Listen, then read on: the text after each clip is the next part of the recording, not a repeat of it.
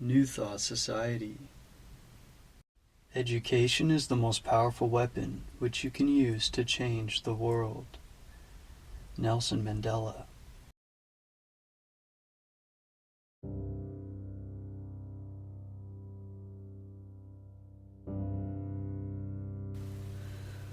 Chapter 2. Quimby the Pioneer. Phineas Parkhurst Quimby was a pioneer in the truest sense of the word. He did not carry on his investigations in the mental world as the representative of any sect or school. He was not aware that treasures lay before him in the promised land which he was about to enter. For men have owed so little to the age in which they lived. His ancestors were not in any way remarkable. His early life gave no indication of the public work to which his productive years were to be devoted. He is not to be accounted for by reference to his education in the schools or by reference to the books which he read. Consequently, there is no reason for inquiring into his life, ancestry, and environment, as we ordinarily study the life of a man who has been of service to the world. At the outset, he was simply an explorer in a little-known region, that is, a region little known in his day. He was like the hardy pioneer who makes his way through a primitive forest unaware of his destination, unacquainted with the difficulties along the way, and not burdened by the opinions of predecessors whose advice might have been misleading. When new lines of inquiry are to be developed for the good of mankind, God usually summons a man from the common walks of life, one who is sufficiently open and responsive to follow where the wisdom within him leads. There is a great advantage in leadership of this sort, for the pioneer becomes acquainted with all the obstacles and grows strong by overcoming them. Face to face with difficult situations, he must find a way to meet them. He is led to the first-hand sources of reality. He proves a principle which becomes to him a great truth because of his own immediate needs, and so he is able to appeal to tangible results by way of verification of his teachings. But those who merely follow, and that means the majority of mankind in every land and in all time, believe on authority and gradually lose touch with reality. Thus, new pioneers, sages, or prophets are needed every now and then through the ages to lead the way back to the original source of life and truth. The moral would be, if we could read it, that we should all adopt the pioneer spirit and explore for ourselves, learning the great lesson taught by those who made their own way in new fields. The spiritual pioneer in whose career we are at present interested lived a very simple early life. Born in a small New England town, he spent his entire life in New England, and his work was little known outside of Maine until after his death. He was born in Lebanon, New Hampshire, February 16, 1802. From there, the family moved to Belfast, Maine, when he was about 2 years old. His death occurred in the latter place, January 16, 1866, at the close of 25 years in the practice of spiritual healing. His father was a blacksmith, and his life and education were such as one might enjoy in the humblest of homes, in a country town in New England. Mr. Quimby attended school as a boy for a brief period only, and he acquired knowledge of the elementary branches with such training as the district schools of the day afforded. The meagerness of his education is accounted for by the fact that there were few resources at hand, and his father was financially unable to give him other opportunities. If we conclude that he was in any degree an educated man, it will be because we deem education in the school of experience or in the inner life superior to that of the schools. Mr. Quimby had an inquiring, inventive type of mind, and during his middle life he produced several inventions on which he obtained letters patent. He took great interest in scientific subjects, but not in a way that led him to become a reader of scientific works. Nor was he ever a reader of books in general. His manuscripts contain remarkably few quotations or references, except that in his later years he frequently introduced passages from the New Testament in order to put his own interpretation upon them. He refers to but one philosopher by name, and he appears never to have heard of the names of the idealists, such as Berkeley and Emerson, whose philosophy might have aided him had he been acquainted with their works.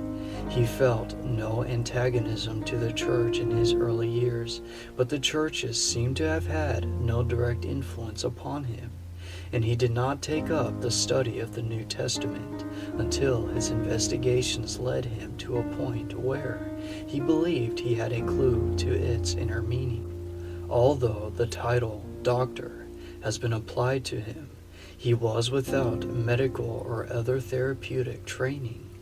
In fact, he stood in avowed antagonism to the old school in the medical world. He was not a spiritist, despite the fact that the rise of spiritism in the United States was contemporaneous with his work, and despite the resemblance between some of his views and the teachings of spiritualists. The reason for his lack of interest in books is found in the fact that he regarded most books as full of unproved assertions, whereas he was interested to test all matters for himself. He was fond of referring to most statements passing current in the world as knowledge in a somewhat skeptical way, since this boasted knowledge seemed to him mere opinion, in contrast with truth that could be established on a basis of verifiable evidence and sound reasoning. He did not raise objections, as did people trained in the schools, through mere love of argument, but because of implication he already possessed intuitively those principles which were to guide him in his investigations. His awakening came not through intellectual development in the usual sense of the word, but through the demands of practical experience. At the time Mr. Quimby began his investigations in the mental world, he was described by a newspaper writer as, quote, in size rather smaller than the medium of man, with a well-proportioned and well-balanced head, and with the power of concentration surpassing anything we have ever witnessed. His eyes are black and very piercing, with rather a pleasant expression, and he possesses the power of looking at one object without even winking for a great length of time. End quote. His son, George A. Quimby, in the New England magazine, March 1888, adds to this description the fact that Mr. Quimby weighed about 125 pounds, that he was quick-motioned and nervous, with a high, broad forehead, a rather prominent nose, and a mouth indicating strength and firmness of will, quote, persistent in what he undertook, and not easily discouraged, end quote. Speaking of Quimby's discoveries, Mr. Julius A. Dresser says, quote, if you think this seems to show that Quimby was a remarkable man, let me tell you that he was one of the most unassuming of men that ever lived, for no one could well be more so, or make less account of his achievements. Humility was a marked feature of his character. I knew him intimately. To this was united a benevolent and an unselfish nature, and a love of truth, with a remarkably keen perception. But the distinguishing feature of his mind was that he could not entertain an opinion, because it was not knowledge. His faculties were so practical and perceptive that the wisdom of mankind, which is largely made up of opinions, was of little value to him. Hence, the charge that he was not an educated man is literally true. True knowledge to him was positive proof, as in a problem in mathematics. Therefore, he discarded books and sought phenomena, where his perceptive faculties made him master of the situation. End quote. Another writer, speaking of the impression produced upon Mr. Quimby's patients, says, quote, "He seemed to know at once the attitude of mind of those who applied to him for help, and adapted himself to them accordingly. His years of study of the human mind, of sickness in all its forms, and of the prevailing religious beliefs, gave him the ability to see through the opinions, doubts, and fears of those who sought his aid, and put him in instant sympathy with their mental attitude. He seemed to know that I had come to him feeling that he was a last resort, and with but little faith in him or his mode of treatment. But, instead of telling me that I was not sick, he sat beside me and explained to me what my sickness was, how I got into the condition, and the way I could be taken out of it through the right understanding. He seemed to see through the situation from the beginning, and explained the cause and effect so clearly that I could see little of what he meant. The most vivid remembrance I have is his appearance as he came out of his private office, ready for the next patient. That indescribable sense of conviction, of clear-sightedness, of energetic action, that something that made one feel that it would be useless to attempt to cover up or hide anything from him, made an impression never to be forgotten. Even now, in recalling it, I can feel the thrill of new life which came with his presence and his look. There was something about him that gave one a sense of perfect confidence and ease in his presence, a feeling that immediately banished all doubts and prejudices, and put one in sympathy with that quiet strength or power by which he wrought his cures." End quote. The attitude of mind which Mr. Quimby was in when we began to investigate is clearly indicated by the following from an article written in 1863, in which he describes what he calls his, quote, "conversion from disease to health, and the subsequent changes from belief in the medical faculty to entire disbelief in it," end quote, and to the knowledge of the truth on which he based his theory of spiritual healing. Quote, "Can a theory be found," Mr. Quimby asks, "can a theory be found capable of practice, which can separate truth from error? I undertake to say there is a method of reasoning which, being understood, can separate one from the other. Men never dispute about a fact that can be demonstrated by scientific reasoning. Controversies arise from some idea that has been turned into a false direction, leading to a false position. The basis of my reasoning is this point, that whatever is true to a person, if he cannot prove it, it is not necessarily true to another. Therefore, because a person says a thing is no reason that he says true. The greatest evil that follows taking an opinion for a truth is disease. Let medical and religious opinions, which produce so vast an amount of misery, be tested by the rule I have laid down, and it will be seen how much they are founded in truth. For 20 years I have been investigating them, and I have failed to find one single principle of truth in either. This is not from any prejudice against the medical faculty, for when I began to investigate the mind, I was entirely on that side. I was prejudiced in favor of the medical faculty, for I never employed anyone outside of the regular faculty, nor took the least particle of quack medicine. Some 30 years ago I was very sick, and was considered fast wasting away with consumption. At that time I became so low that it was with difficulty I could walk about. I was all the while under the allopathic practice, and I had taken so much calomel that my system was said to be poisoned with it, and I had lost many of my teeth from the effect. My symptoms were those of any consumptive, and I had been told that my liver was affected and my kidneys diseased, and that my lungs were nearly consumed. I believed all this, from the fact that I had all the symptoms and could not resist the opinions of the physician while having the supposed proof with me. In this state, I was compelled to abandon my business, and, losing all hope, I gave up to die. Not that I thought the medical faculty had no wisdom, but that my case was one that could not be cured. Having an acquaintance who cured himself by riding horseback, I thought I would try riding in a carriage, as I was too weak to ride horseback.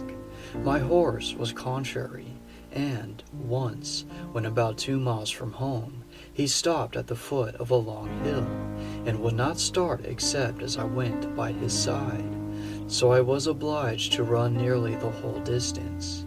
Having reached the top of the hill, I got into the carriage, and as I was very much exhausted, I concluded to sit there the balance of the day, if the horse did not start.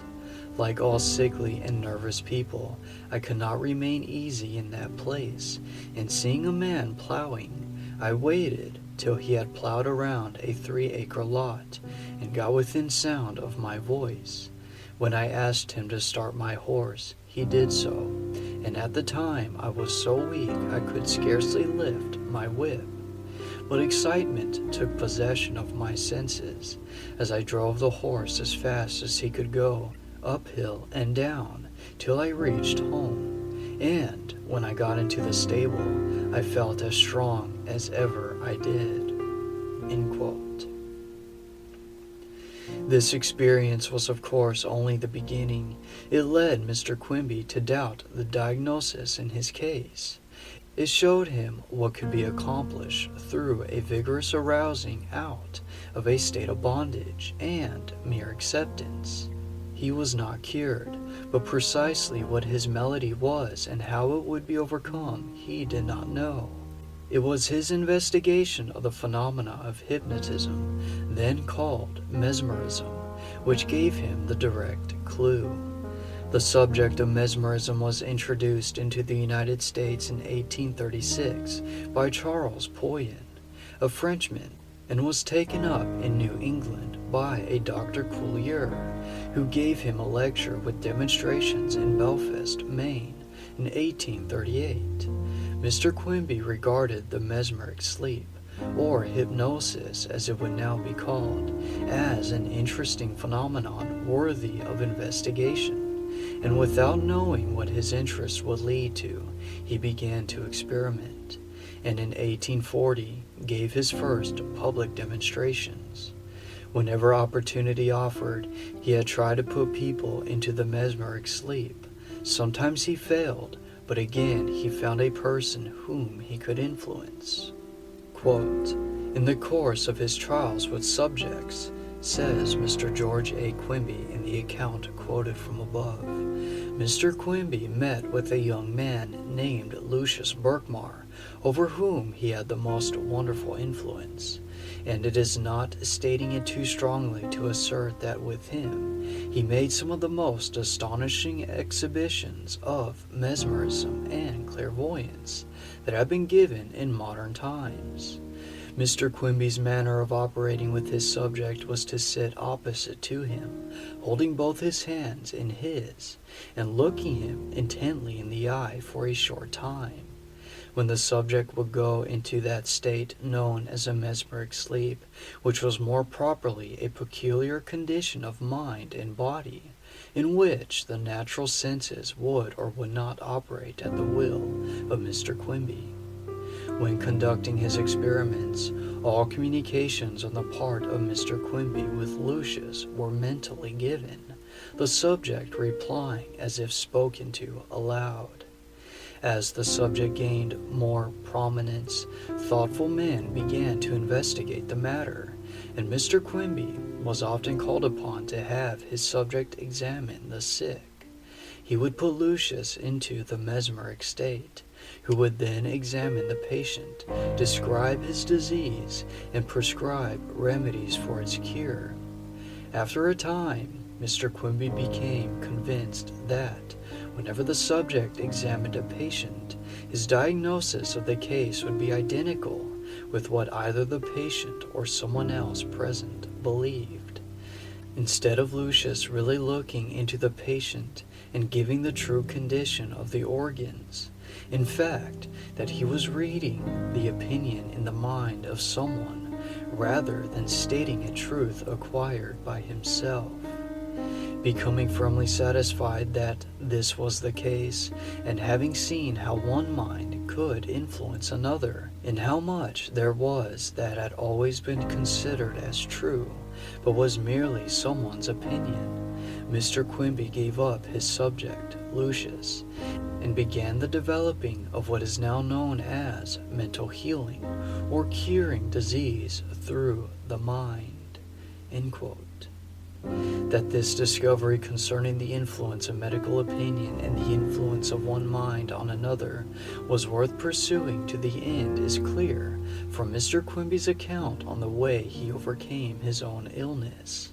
He was still in quest of health while experimenting with Lucius. His investigations showed him that there was a great discrepancy between the ordinary diagnosis and the actual state of a person suffering from disease, and it occurred to him that light could be thrown on his own malady. In fact, he had been led to believe by the astonishing results produced in cases where Lucius made an intuitive diagnosis that disease itself was, as he tells us, quote, "a deranged state of mind," end quote, the cause of which is to be found in someone's unfortunate belief.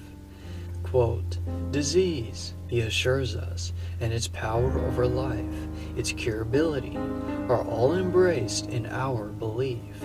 Some believe in various remedies, and others believe that the spirits of the dead prescribe. I have no confidence in the virtue of either. I know that cures have been made in these ways. I do not deny them, but the principle on which they are done is the question to solve, for the disease can be cured, with or without medicine, on but one principle. When he had discovered what that principle was and how it could be employed, namely, by producing changes in the mind of the patient, holding the belief in question and subject to medical opinion, with all that this dependence implies, he saw that it was no longer necessary to make use of his mesmeric subject, but that he could apply the principle directly himself. First, however, he had to prove the principle by recovering his own health.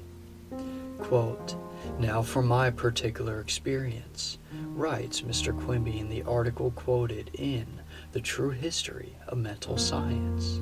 "I had pains in the back, which, they said, were caused by my kidneys, which were partly consumed. I also was told that I had ulcers on my lungs. Under this belief, I was miserable enough to be of no account in the world. This was the state I was in when I commenced to mesmerize. On one occasion, when I had my subject asleep, he described the pains I felt in my back. I had never dared to ask him to examine me, for I felt sure that my kidneys were nearly gone, and he placed his hand on the spot where I felt the pain. He then told me that my kidneys were in a very bad state, that one was half consumed, and a piece 3 inches long had separated from it, and was only connected by a slender thread. This was what I believed to be true, for it agreed with what the doctors had told me, and with what I had suffered, for I had not been free from pain in years. My common sense told me that no medicine would ever cure this trouble, and therefore I must suffer till death relieved me.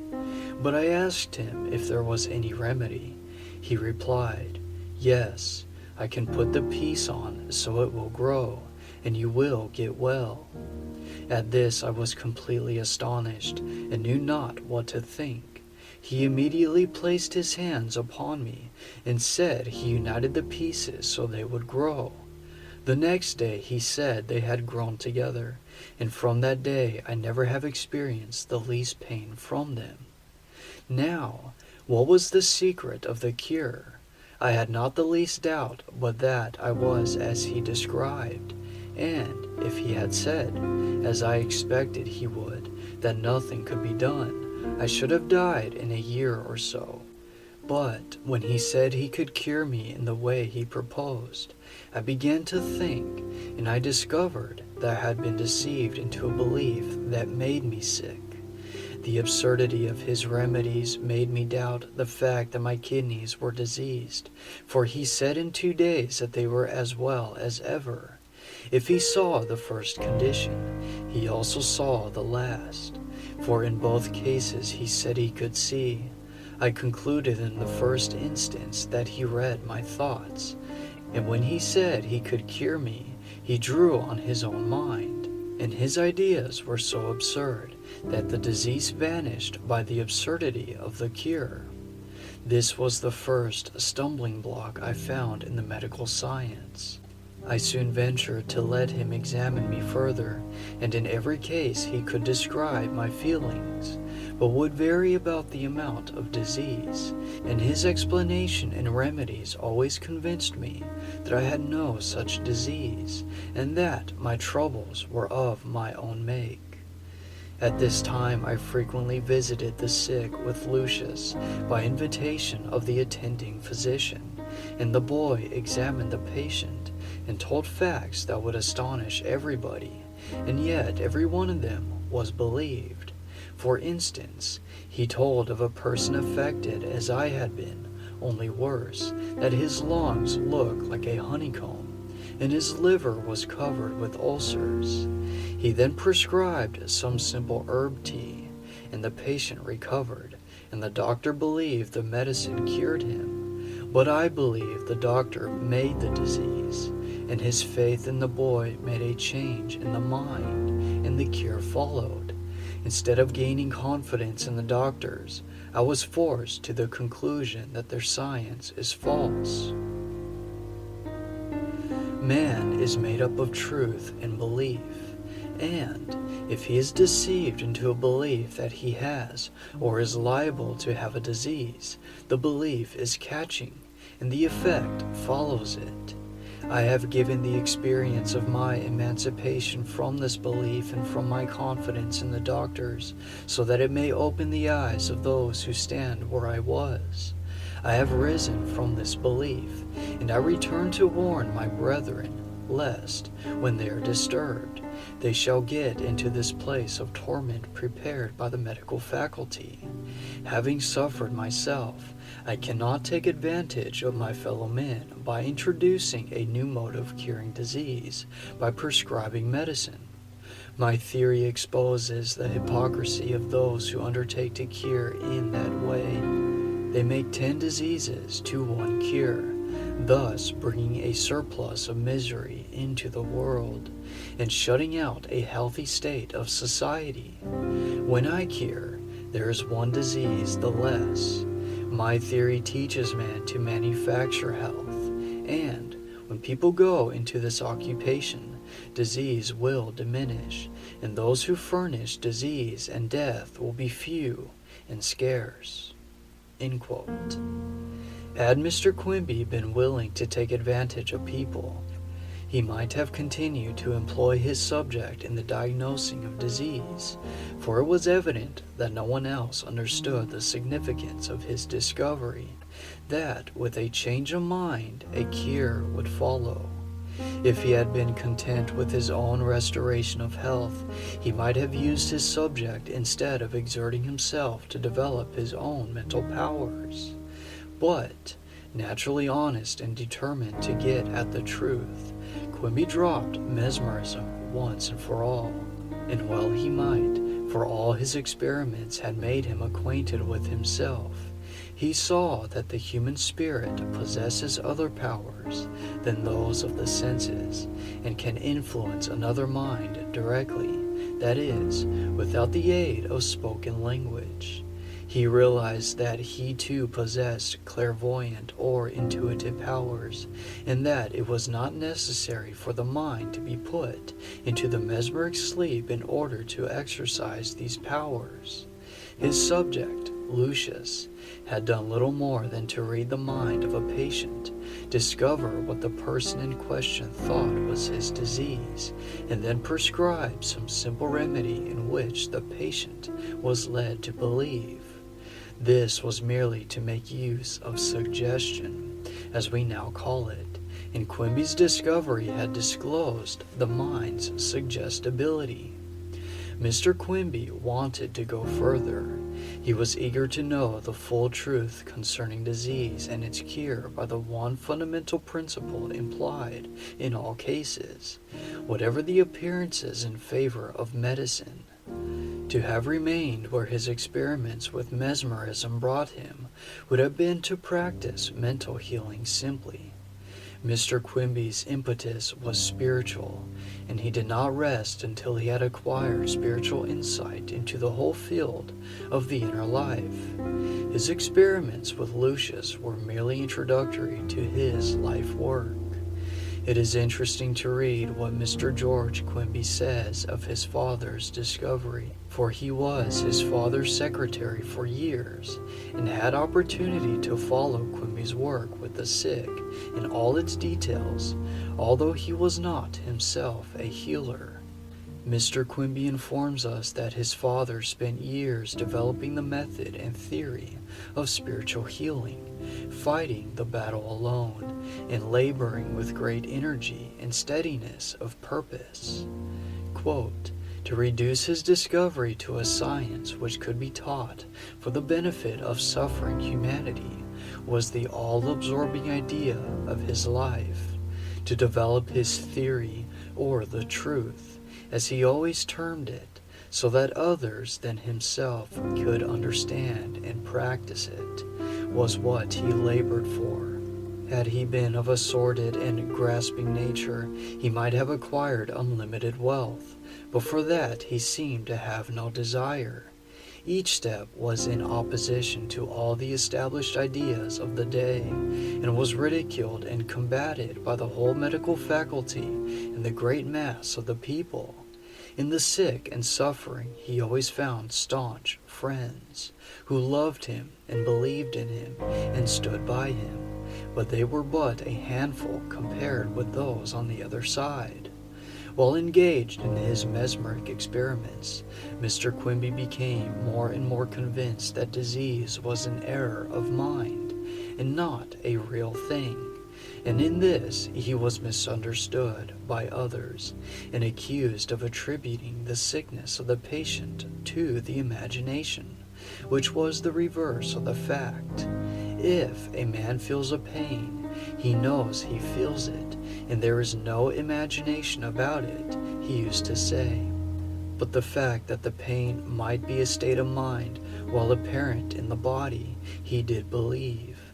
As one can suffer in a dream all that it is possible in a waking state, so Mr. Quimby averred that the same condition of mind might operate on the body in the form of disease, and still be no more of a reality than was the dream. End quote. In view of the fact that someone has tried to belittle Mr. Quimby as an ignorant mesmerist, who never advanced beyond this crude mode of influencing people, it is significant to read this authoritative statement in his son's account. Quote, as the truths of his discovery began to develop and grow in him, just in the same proportion did he begin to lose faith in the efficacy of mesmerism as a remedial agent in the cure of the sick, and after a few years he discarded it altogether. Instead of putting the patient into a mesmeric sleep, Mr. Quimby would sit by him, and after giving a detailed account of what his troubles were, he would simply converse with him and explain the causes of his troubles, and thus change the mind of the patient and disabuse it of its errors and establish the truth in its place, which, if done, was the cure. Mr. Quimby always denied emphatically that he used any mesmeric or mediumistic power. He was always in his normal condition when engaged with his patient. He never went into any trance, and was a strong disbeliever in spiritualism as understood by that name. He claimed, and firmly held, that his only power consisted in his wisdom, and in his understanding the patient's case, and being able to explain away the error and establish the truth, or health, in its place. In the year 1859, Mr. Quimby went to Portland, where he remained till the summer of 1865, treating the sick by his peculiar method. It was his custom to converse at length with many of his patients who became interested in his method of treatment, and tried to unfold to them his ideas. Among his earlier patients in Portland were the Mrs. Ware, daughters of the late Judge Assure Ware of the United States Court, and they became much interested in the truth, as he called it. But the ideas were so new, and his reasoning was so divergent from the popular conceptions, that they found it difficult to follow him or remember all he said, and they suggested to him the propriety of putting into writing the body of his thoughts. From that time he began to write out his ideas, which practice he continued until his death, the articles now being in the possession of the writer of this sketch. The original copy he would give to the Mrs. Ware, and it would be read to him by them, and, if he suggested any alteration, it would be made, after which it would be copied either by the Mrs. Ware or the writer of this, and then reread to him, that he might see that all was just as he intended it. Not even the most trivial word or the construction of a sentence would be changed without consulting him. He was given to repetition, and it was with difficulty that he could be induced to have a repeated sentence or phrase stricken out, as he would say, "If that idea is a good one and true, it will do no harm to have it in 2 or 3 times." End quote. It was during the period of his more important practice in Portland that those patients visited him who were later to spread his ideas in the world. The first of these was Mr. Julius A. Dresser, who went to him as a patient when near the point of death in June 1860, and who became so deeply interested in Mr. Quimby's teachings that after regaining his health he devoted the larger part of his time to explaining the new ideas and methods of Mr. Quimby's patients. Among these patients was Miss Annetta G. Seabury, afterwards Mrs. Julius A. Dresser, and Mrs. Mary Baker Patterson, later Mrs. Eddy, author of Science and Health. In 1863, Reverend W. F. Evans visited Mr. Quimby as a patient, and became at once so ardent a follower that he devoted the remainder of his life to promulgating the spiritual philosophy implied in the method and ideas which he gained from Quimby. It was Mr. Quimby's intention to retire from his practice with the sick and write a book setting forth his teachings in permanent form. Had he done so, there would have been no controversy over the origin of mental healing in our day, and the later writers would not have acquired the habit of setting forth his views as if they had been original enough to acquire them out of the air by revelation. But Mr. Dresser always maintained that there was a wisdom in the delay, since the public was then unprepared for them. Mr. Evans, who became the first author to develop these ideas, was perhaps better fitted for his work than was Mr. Quimby, since he was well read and able to put forth those ideas which were best calculated to win the public at the time he wrote. Meanwhile, the manuscript books into which Mr. Quimby's articles were copied have been preserved, and some of us have had access to them in connection with our work of giving the new ideas to the world. Mr. George Quimby concludes the account of his father's life with a brief reference to Mr. Quimby's view of life as a whole. Quote, Mr. Quimby, although not belonging to any church or sect, had a deeply religious nature, holding firmly to God as the first cause, and fully believing in immortality and progression after death, though entertaining entirely original conceptions of what death is. He believed that Jesus' mission was to the sick, and that he performed his cures in a scientific manner, and perfectly understood how he did them. Mr. Quimby was a great reader of the Bible, but put a construction upon it thoroughly in harmony with his train of thought. Mr. Quimby's idea of happiness was to benefit mankind, especially the sick and suffering, that to that end he labored and gave his life and strength. His patients not only found in him a doctor, but a sympathizing friend, and he took the same interest in treating a charity patient that he did a wealthy one. Until the writer went with him as secretary, he kept no accounts and made no charges. He left the keeping of books entirely with his patients, and, although he pretended to have a regular price for visits and attendance, he took a settlement whatever the patient chose to pay him. An hour before he breathed his last, he said to the writer, I am no more than ever convinced of the truth of my theory. I am perfectly willing for the change myself, but I know you will all feel badly. But I know that I shall be right here with you, just the same as I have always been. I do not dread the change any more than if I were going on a trip to Philadelphia. His death occurred January 16, 1866, at his residence in Belfast, at the age of 64 years. End quote. End of chapter.